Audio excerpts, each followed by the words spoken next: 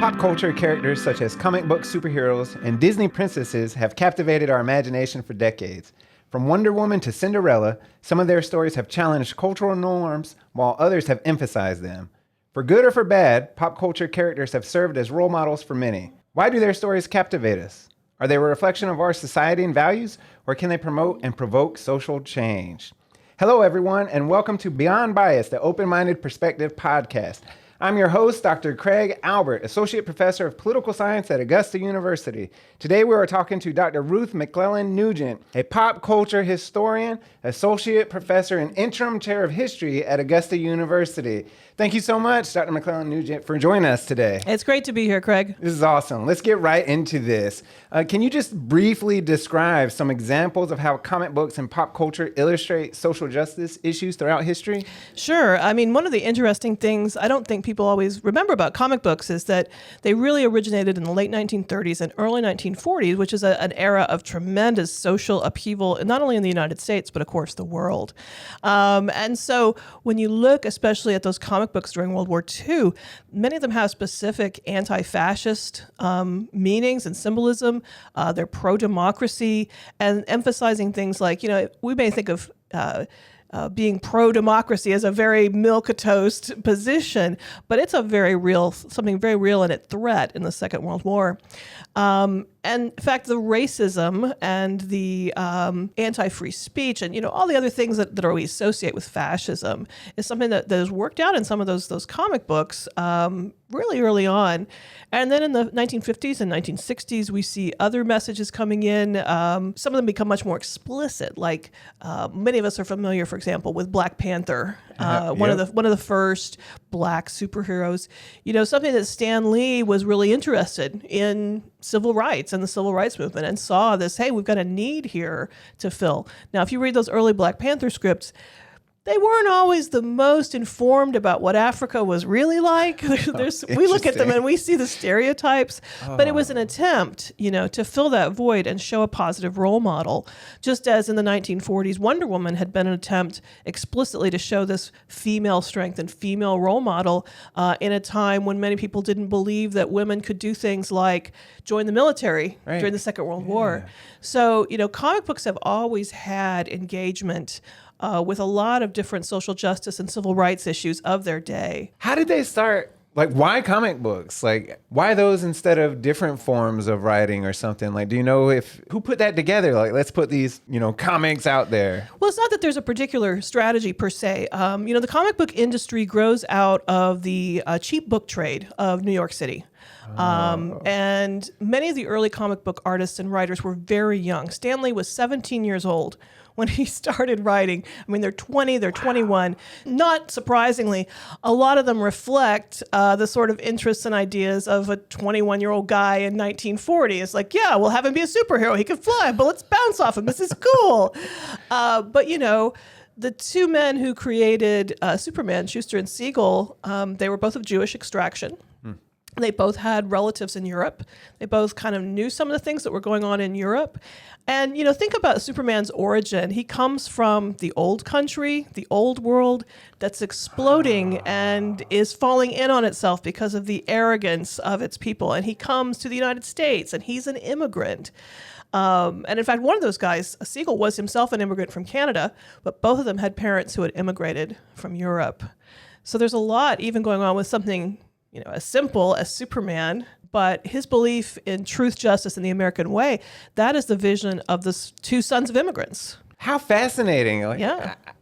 I mean, that makes so much sense when you say it, but I never realized that when I read the comic books originally or even from the movies. That makes perfect sense. Yeah, and many of the early comic book writers, these young men, they were from Jewish backgrounds, often with European connections, in part because the book trade in New York, especially the kind of inexpensive paperback trade. Is that the dime books? They came out of the dime books. A lot of that had been invested in by Jewish investors. So these were maybe their uncles or their grandfathers or someone else that they had a connection to who was willing to invest in the comic books. And there weren't just superhero comics. They also had the sort of, great literature comic books, whatever we're trying out what to sell.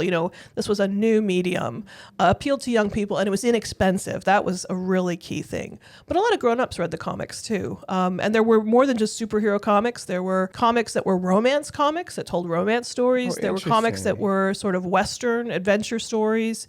Army stories were very popular for a while. And some of those survive. Like a lot of people still know Sergeant Rock. Like that's one of the...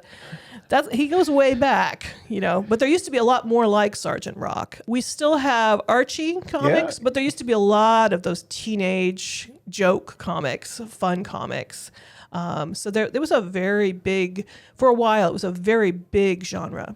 Is that industry generally something that tackles issues of social justice, or is it some comics tackle this while others don't? I think it would be more the second, what you said there. And sometimes it's very intentional and thought out. And I know we're going to talk about Wonder Woman a little bit and that. And sometimes it's more sort of just this is something important to the writers. Like I said, the two guys who invent Superman, they're not necessarily these deep thinkers about everything, but they are reflecting the perspectives that they have, in their families and in their communities, kind of as immigrants, and their enthusiasm for their new country and its ways shows up, and they're concerned. There's actually there's a Superman comic it's before the U.S. gets into World War II, where Superman flies in and he beats up Adolf Hitler and Joseph Stalin, and he's going to end all the war in the world by beating these two guys up.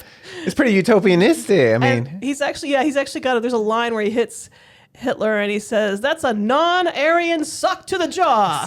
that's in your publication. I'll post in the show notes some of your publications if you don't mind, so the readers can take. Let's get into some of the specifics here. How have comics discussed and illustrated topics such as racism or misogyny? Here I'm particularly interested in your take on Wonder Woman in the 70s and the return to WW2 content. What was that relationship or fascination with World War II as an area to discuss racism and sexism? And we talked a little bit about this, but we can focus more in on Wonder Woman and her role in this. Well, let me talk a little about the origins of Wonder Woman in World War II. That's a comic that was first published in 1941. And her creator is a little different than those guys I just talked about. He's actually really different from those guys I just talked about because he's a middle-aged, Harvard-educated PhD in psychology who had been a professor for years and had kind of turned to more popular psychology. He wrote sort of self-help books and columns. And then he also wrote some screenplays. He was very interested in screenwriting. He wrote manuals on screenwriting. Just a really interesting man. And he had a genuine appreciation for the idea that women were capable of a lot of leadership. And that was a time when people really did not view women generally as capable of leadership. I mean, This is the 40s? Yeah, I mean, you're a political scientist, Craig. The first female cabinet member was? Madeleine Albright? Cabinet member, the Secretary of Labor? Sorry, I shouldn't have done that. You put me on the spot. Sorry, it was Frances Perkins under FDR. But FDR, that was the first time there had been a cabinet level female secretary, and that was sort of weird and controversial. Like, can she do that? Right. When the Army started exploring the possibility of having women officers in the Second World War, there was tremendous pushback from churches, from people who said, if we have women in the military, our entire society will be upside down. And there was so much pushback that while during World War II, women were recruited as both enlisted and officers, they set up a separate command structure in the Navy and the Army and all of the forces so that a woman officer would never give a command to a man. Get out of here. I'm telling the truth. What? So that's the world. That's the world in which William Moulton Marston is writing. And he's saying, no, women have leadership potential. They might lead a little differently sometimes. And it's kind of stereotyped, but he's like, they are very good at, caring about other people, but they can also do these more masculine style. And so he had written about this before in other more formal psychological textbooks. And by the way, I shouldn't say it's not just him. His wife, Elizabeth Holloway Marston, also held a master's degree in psychology and co-wrote many articles with him, and herself is a very interesting person. She worked for insurance companies and was an efficiency expert, and she helped with the idea of Wonder Woman. So his idea was, we'll take this superhero and we'll give her the physical strength that we associate with a Superman. Right, we'll give her that and have all the cool powers and give her cool gadgets. You know, she has lots of cool gadgets, but we'll make her a woman, and we'll also allow her to express some love and caring. And his idea was that this was a unique superhero that would help both boys and girls appreciate women in this kind of leadership role. So he created it for that purpose. For that purpose. And I know that you actually sent me this quote that she was created as a kind of propaganda for this new kind of woman. And the storylines in the 1940s, I mean, there's one about the Women's Army Corps that emphasizes the need for women to join the army and serve their country, you know, at a time when that's controversial.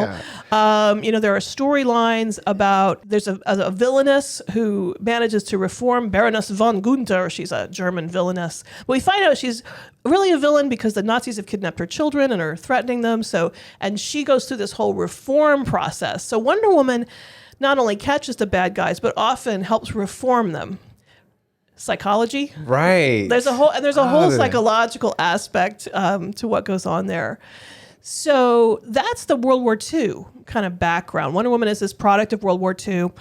And then, you know, Marston dies in the mid-1940s. Wonder Woman is passed on to other writers. They don't always kind of get the character. And she goes through different iterations. In fact, at one point in the 1960s, they decide to redevelop her as this sort of white-suited Emma Peel catsuit person with no powers.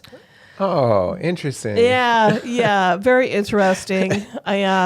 And then in 1972, Gloria Steinem, right, famous feminist Gloria Steinem, is the one that convinced DC Comics to return Wonder Woman to the powered version.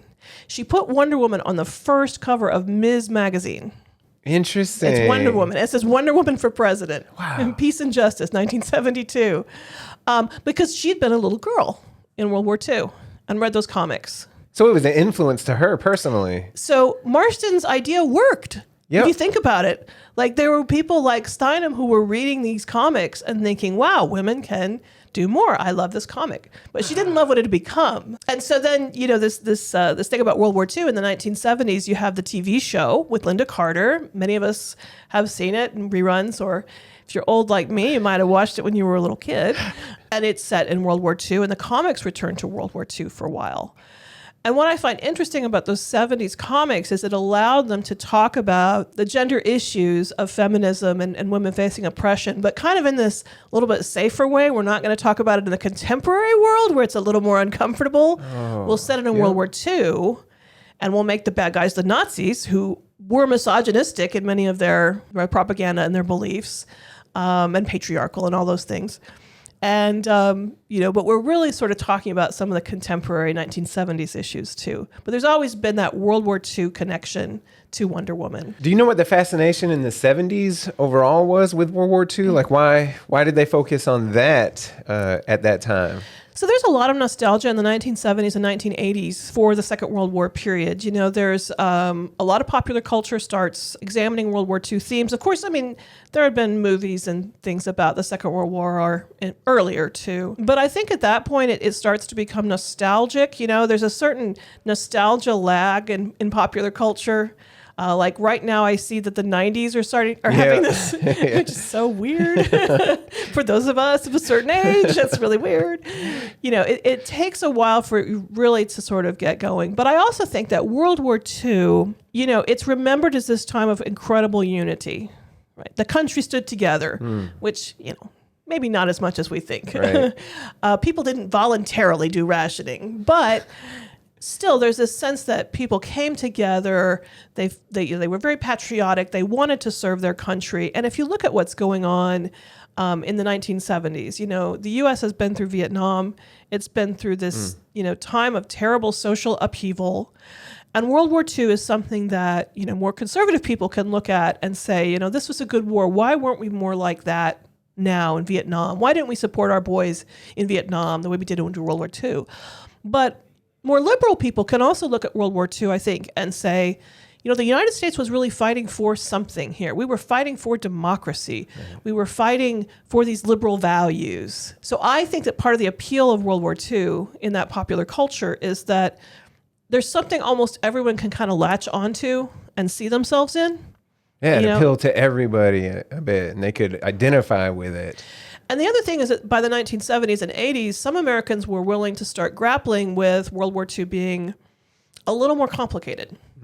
So, for example, you had, and some of the darker aspects, I should say, you had the TV series Holocaust, which was a miniseries that is really a groundbreaking event in U.S. popular culture history. Everybody watched this series, and it was one of the first times that the Holocaust comes into the popular imagination, and it's really shocking in some ways. It followed on the heels of Roots, which had kind of broken some of that ground of doing these uncomfortable stories.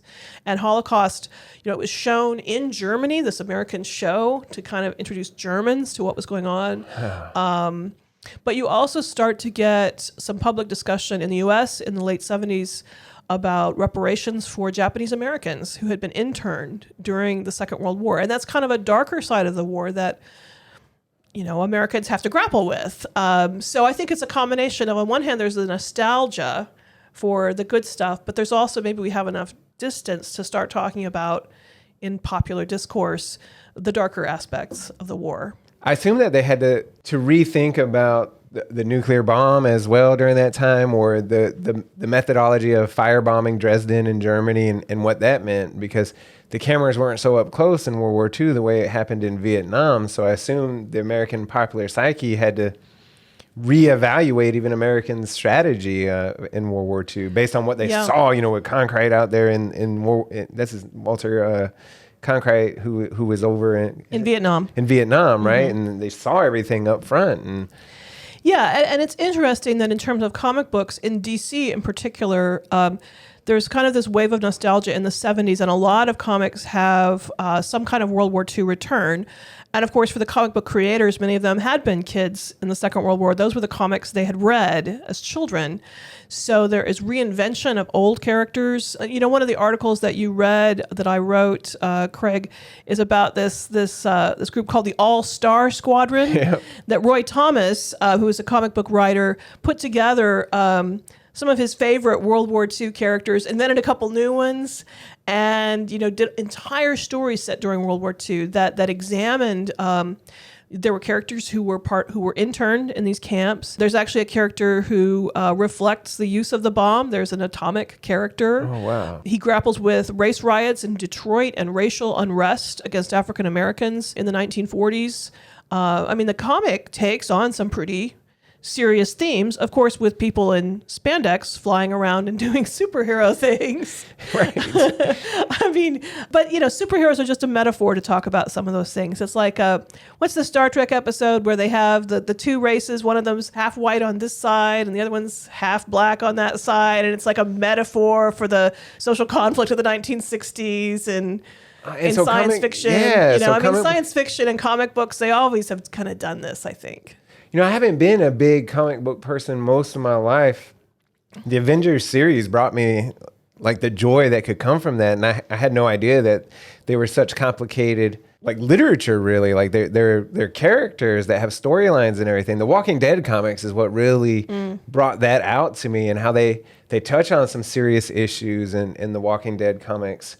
It's fascinating that, because you can use comic books as history to show or to demonstrate, or I assume like you must teach this in some of the classes, like use comic books as illustrations of American history. And I think that's just so fascinating to find different genres to bring to people to give history, to give understandings of social issues, or how the culture expresses that is just fascinating to me. Yeah, and we were just talking about these comic books in the 70s set during World War II. There's one DC comic book that has a storyline of Wonder Woman and Superman throughout it are sort of fighting over whether or not it's okay for FDR to use nuclear weapons. Like, they found out about the atomic bomb. And of course, the big set piece is a fight between Superman and Wonder Woman. I mean, we all want to see that. We want to see that, how that's going to go. But the social commentary throughout it. And it's interesting that Wonder Woman is saying, no, this is a step too far. We cannot do this. This will unleash horrible things on humanity. And Superman is saying, well, it's the only way to win the war. You know, this we've got to sort of do this. And in the end, they're both sort of walk away and they're like, well, FDR would never do anything. He would never use these weapons, because they've had this conversation with FDR. And it's true. FDR never used those weapons. That's right. So you have this great historical irony that really... this argument was not settled, you know, and you could put faith in one man not to use them, but... Right, as an institution. Oh, that's and interesting. I think that story is from like 1976. Wow. There seems to be some Roman Greco mythology at work in Wonder Woman. Could you talk about this a bit and why the comic book creators use that particular storyline? Well, I mentioned that William Moulton Marston was a psychologist, and he comes through psychology when there's a lot of use of kind of archetypes, classical archetypes. And also, you know, he was born in the 1890s. He came through school. Let's see, he finished his Harvard in, I think, 1915. He's in the Army briefly in World War I. But he came through school a time when every, you know, young middle-class man learned mythology, because they learned Greek and Latin. Classical was just very familiar to people. Right. So they're both psychological types, and then they are also something everybody knows. So he used them as symbolism. So he sets up this kind of cosmos where the god Mars, the god of war, he makes this god of masculine aggression, out of control, which in the 1930s, there's a lot of. Right. Think about Mussolini and that strutting macho fascist ideology that is in some ways, you know, this ultimate macho is a word I've used, but it's got this kind of hyper masculinity to it. Right. And then he sets against that the goddess of love, Aphrodite. And he, by the way, Marston would mix up Greek and Roman all the time. So he sets her up, but as more of a mother goddess, almost like the goddess of love, not necessarily sexual love, but more love in general. And he has the Amazons are her servants. So they are set up to fight the forces of Mars, the god of war. And Mars, he has all these complicated, again, he borrows these different gods, but he gives Mars these sidekicks, the Duke of Deception, the Count of Conquest, and the Earl of Greed. Interesting. And he has storylines like where, you know, like, so the Duke of Deception is going and whispering in Hitler's ear and getting Hitler to go do things. And that, it's like he shows Hitler is delusional because the Duke of Deception is actually manipulating him. Right. So Marston used those as kind of a way to set up this cosmos. Now, later writers, they don't always like this very much. Like, the messiness of it is, you know, this George Perez comes in the 1980s, and he's like, let's actually make them all Greek. Let's actually make the mythology consistent. And he takes it in a different direction and basically gives Wonder Woman all of these mythological foes. So when people complain about Wonder Woman's villains, I'm like, look, Wonder Woman has every mythological beast from Greek mythology as her villains. So I don't want to hear any complaints about that.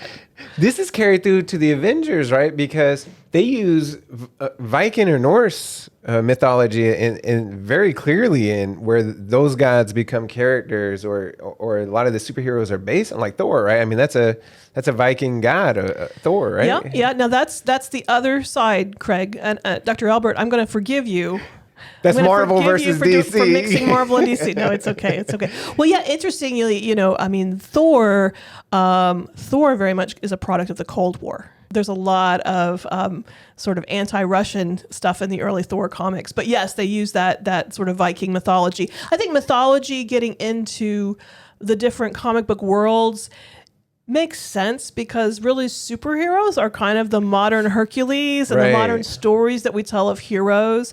Shazam is another one that has the various mythological beings behind him. And Shazam started out as a ripoff of Superman. Oh. The first, in fact, so the earliest, he was called Captain Marvel originally in the 40s, and DC sued over a copyright infringement because you've got this big guy in a cape and a red versus blue suit, and they won the lawsuit. and they had to retire those characters. The Marvel family eventually retired. DC bought those characters, and after a certain number of years, reintroduced them in the 70s.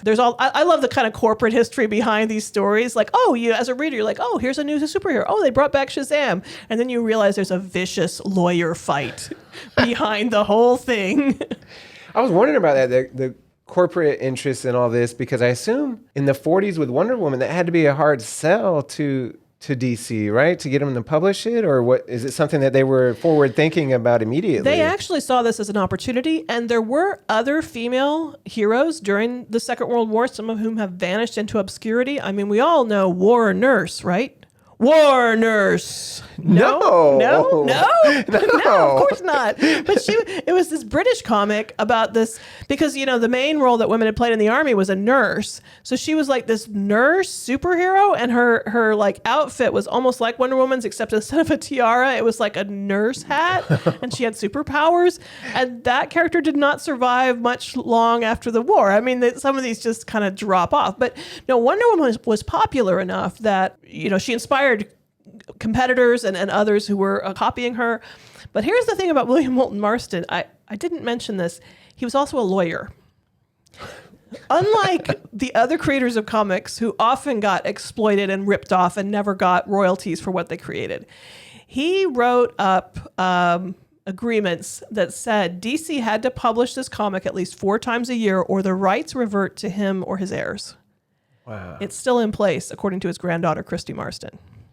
That's brilliant. It is so brilliant. The Marston family did not get rich from it. They didn't get a lot of copyright, etc. But he has never been erased as the creator, and they take a lot of pride in being connected to that. And even after his death, his widow, Elizabeth Marston, used to call DC or go to the offices and complain if they had storylines she didn't like. Like, you've got to have more women in this. Did William Marston, did he live to see it become famous? He did, but he dies in, I think, 1947, if I recall correctly. And Elizabeth Marston lived until the 1990s. Wow. And they still, 2 of their children are still living. The whole family has taken some pride in that connection. The contemporary Wonder Woman movies, is that true to the storyline in general? Are they talking about new issues in that? Does it stay as an issue of female empowerment, or is it Hollywood and just Hollywood? I'm a fan of the movies. I think they were very intelligently adapted. They might not be quite how I would have done it, but I'm not a director. But Patty Jenkins, she was a fan of the 70s show. She read some of the comics in the 70s. And I feel like she did a very intelligent adaptation of a lot of the themes, the cosmic themes. The theme in the first movie about, well, I want to end war. Mm. That is very true to Marston's idea that these champions of love and peace would try to tackle war. And so at first I was disappointed that they put it in World War I rather than World War II. But the more I thought about it, I was like, well, they called World War I the war to end all wars. Right. And in some ways, unlike World War II that had all of this sort of fascist ideology, et cetera, underneath it, World War I is a lot about just pure nationalistic aggression, right? So what a good setting for that. And the second one, I was not quite as strong as the first one. I know everybody has their opinions about it. I actually liked it. I liked it a lot. It was much more a nod to the 70s show and some of the 80s comics. But it also had the theme of deception. And if you listen very carefully to the dialogue, there's a line about the god behind this evil artifact that supposedly grants wishes, but really puts people in a bad place. It's the Duke of Deception behind it. Oh, and that was a nod to that original Duke of Deception. So the first one is about love and peace. And the second one is really about truth and honesty, overcoming deception. And those are classic themes. Yeah, absolutely. Absolutely. And I think there's also a sense of female empowerment in both of them. Not feminist superiority, not female superiority in any way, but just trying to have that, here's a character who's well-rounded, who is strong and all these things, but also compassionate and has heart, which I think Marston would have really liked that. Let's switch gears a little bit. and talk about Disney princesses. Okay. Can you talk about the role they play today in society and maybe how portrayal of princesses has changed in Disney movies through history to contemporary times? All right. Now I have to ask you, Dr. Albert, what made you think about Disney princesses and all this? Our producers were very excited to have you on the show, and they wanted to talk about Wonder Woman and then Disney princesses. I just wondered if you had a niece or something who was really into the Disney princess, because I have a niece who was really into Disney princesses. And my wife, when she was growing up, loved Disney princesses, and I still think she has a kind of borderline obsession with Ariel, the Little Mermaid princess. Mermaid. Yeah, very good. And both of us enjoy, I mean, I'll probably lose some Instagram followers on this, but both of us enjoy the snow princess. Oh, yeah. From Frozen. Yeah. And Mulan is probably my favorite. I haven't seen Mulan. Well, I mean the cartoon. Yeah. Yeah, and the cartoon, and I like the action movie, but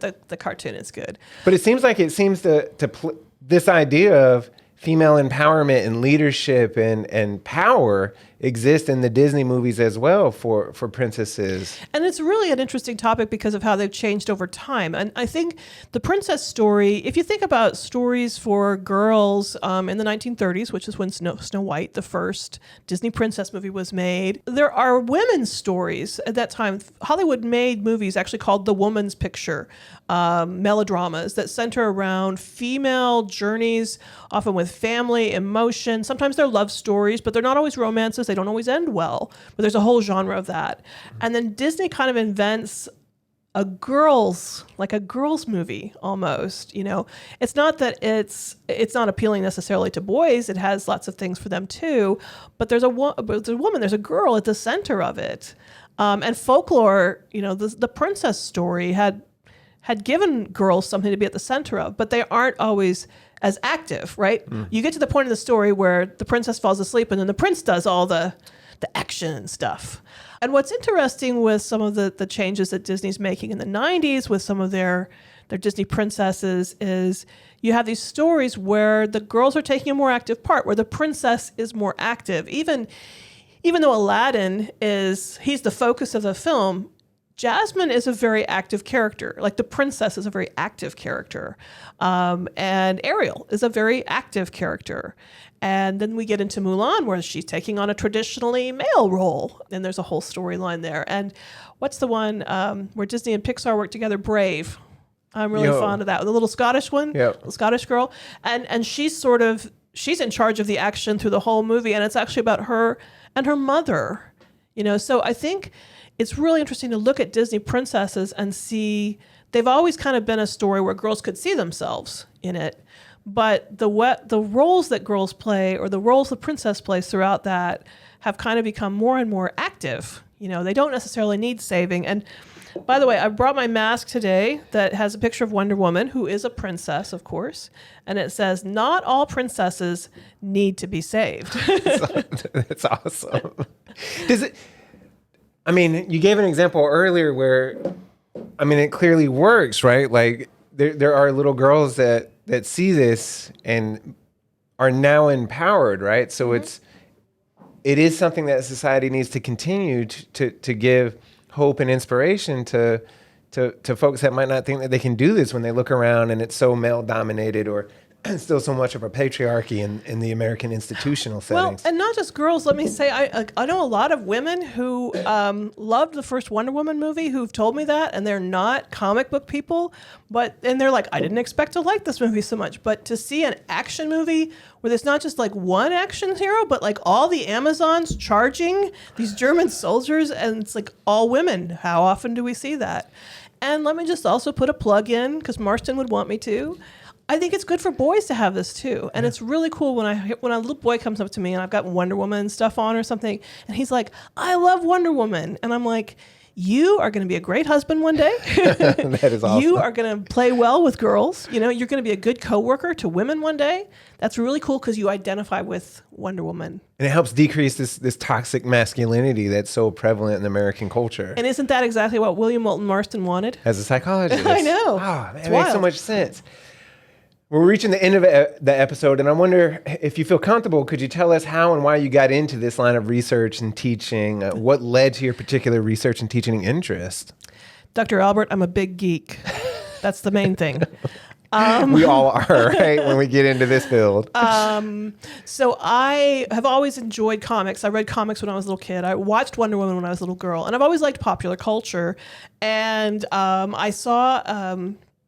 Well, I've written about movies, and I mentioned to you earlier before the podcast, I've written about 17th century theater and actresses and acting and the book trade, and those were always really interesting. But I thought, well, why not turn it towards this popular culture that I kind of love as a fan? And I had an opportunity to write. I saw an opportunity to write about Wonder Woman and Nazis. And to be honest, I had all the comics. I have the original comics from the 1970s. Get out of here. As a historian, I didn't have to just go to an archive. I was like, the archive is in my apartment. You still have them? I still have them. Oh my gosh. But what that did is, because I have the original comics and not just the reproductions, I have the letters written to the comics by fans. They're published, and the editors would respond. So I got to do something that, not to toot my own horn, but there wasn't a comic book historian who had done this before, where I took the back and forth between the editors and the writers and the fans, which is almost like an early form of social media discourse over the comics. I used that to talk about the fan reactions to these storylines and then how the editors or writers would defend or explain them. Which was kind of a unique thing to do, but I could only do it because I truly was a geek who still had all these comic books. Now, do you use comic books when you teach, or is it research solely? I have used them. For example, I've used some serious comic books. We call those graphic novels. Oh, yeah. Like Maus, which is M-A-U-S. It's about the Holocaust, actually. It's about the experiences of Jews during World War II.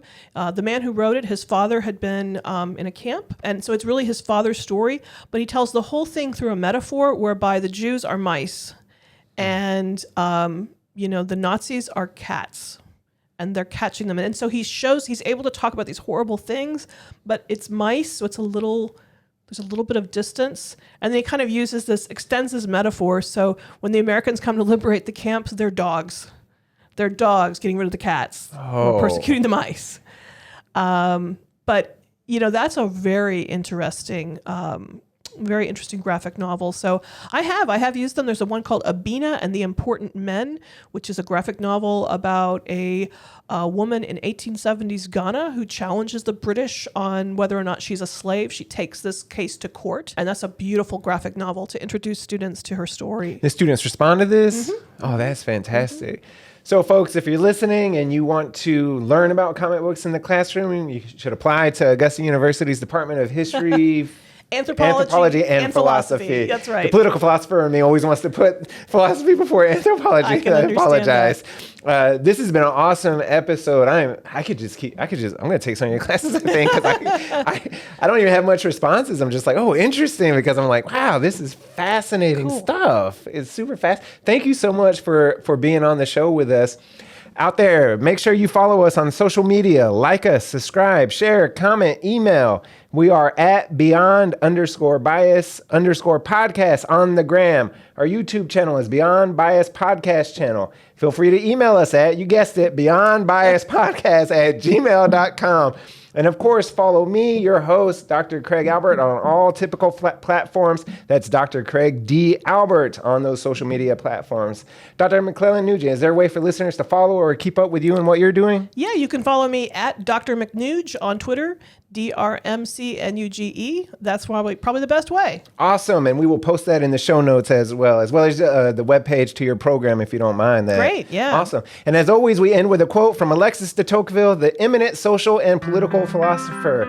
Quote, "The greatness of America lies not in being more enlightened than any other nation, but rather in its ability to repair its faults." That's it, everybody. Be nice to someone today and know that you are loved.